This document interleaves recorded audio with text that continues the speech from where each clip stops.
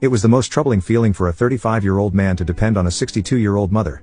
Soon after my discharge, I went to meet my children. When I reached my house, it was locked. The neighbors told me Susan had shifted to her lover's house with the children. According to my neighbors, Susan's lover was a fat old man who had been divorced thrice, but was filthy rich and had no children. Some even label Susan a gold digger and cheapster to sleep with a grumpy old man for his fortune. I managed to get the address of her boyfriend and reached his house. When I reached Susan's new home, she didn't let me meet my children, saying that the children had already adjusted to her boyfriend and apparently called him daddy. She said that my sudden appearance would confuse them further. She threatened me with a restraining order when I insisted on meeting my children. I didn't have a penny to spend on a lawyer. I was surviving on my mother's meager income, so I backed off. It was less than 6 months after my accident and only a few months after my divorce. She was already living with a man. I felt disgusted. I asked her how she could abandon me and move on so quickly. Immature. I know. I was a helpless, wheelchair-bound father. What else could I do? I pleaded with her for at least one chance to prove my worth.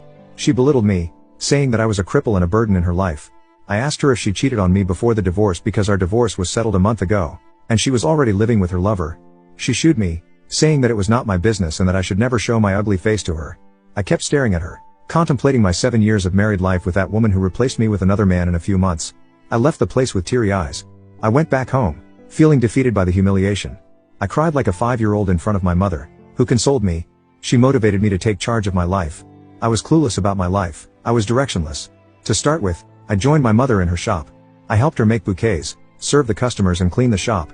Soon I realized that the business had a huge potential to grow, but my mother was too fragile to do it herself. I pulled out my old contacts to secure contracts with event management companies to supply flowers at the events.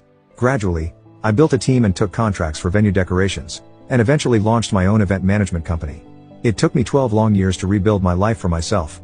My mother had my back all these while. She supported me and motivated me to bounce back.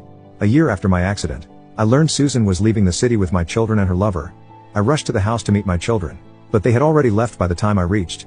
Before that, I tried to reach out to my children multiple times, but Susan insulted me and chased me away every time. Susan had full custody of the children and could decide everything for them. Since I was physically and financially challenged, I could not contest joint custody. I couldn't challenge her restraining order because I was too broke to hire a lawyer. Whereas Susan had a wealthy boyfriend, Evan. I didn't know if he was already with her before my accident and, if not, how he suddenly appeared in Susan's life. All I knew was that he was a wealthy man with ample ancestral property. In the last 12 years, whenever I got any leads of my children, I traveled to meet them but failed every time. Susan threatened to get me arrested as her boyfriend had the money and contacts to get away with anything. BTW.